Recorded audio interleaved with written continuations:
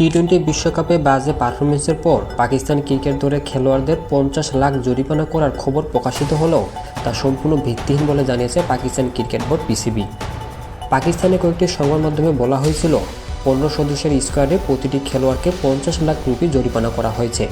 তবে পিসিবির মিডিয়ার প্রধান আমির মীর বিষয়টিকে সম্পূর্ণ সামাজিক যোগাযোগ মাধ্যমে গুজব হিসেবে উড়িয়ে দিয়েছেন।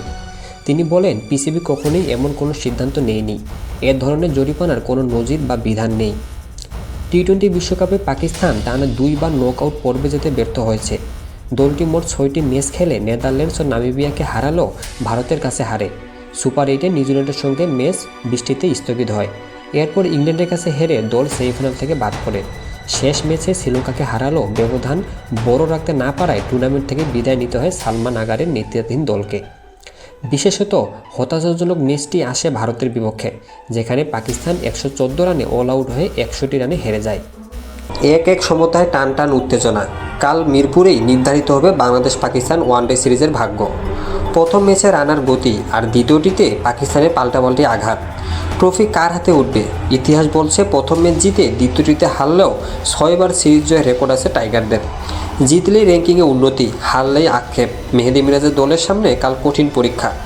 কাল দুপুর 2:15 শুরু হচ্ছে এই মহারণ। বাঘের গর্জন কি থামিয়ে দেবে পাকিস্তানকে? কমেন্টে আপনার মতামত জানান আর চ্যানেলটি সাবস্ক্রাইব করুন। পাকিস্তান সুপার লিগের চুক্তি ভেঙে ভারতীয় প্রিমিয়ার লিগে খেলতে যাওয়ার সিদ্ধান্তে জিম্বাবুয়ের পেসার ব্লেসিং মুজারাবানিকে ঘিরে তৈরি হয়েছে নতুন বিতর্ক। বিষয়টি নিয়ে আইনি ব্যবস্থা নেওয়ার কথা জানিয়েছে পাকিস্তান ক্রিকেট বোর্ড পিসিবি।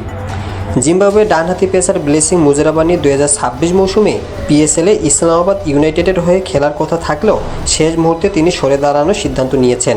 তিনি চুক্তিবদ্ধ হয়েছেন আইপিএলের কলকাতা নাইট রাইডার্সের সঙ্গে। ফুটবল ইতিহাসে এক নতুন অধ্যায়।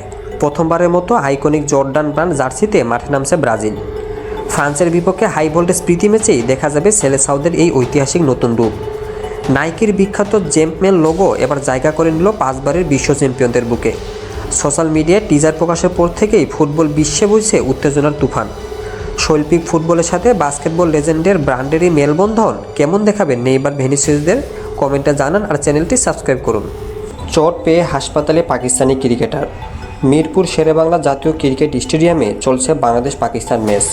খেলা চলাকালে একটি বাউন্ডারি ঠেকাতে গিয়ে কাঁধে ব্যথা পান পাকিস্তানি ক্রিকেটার হোসাইন তালাত।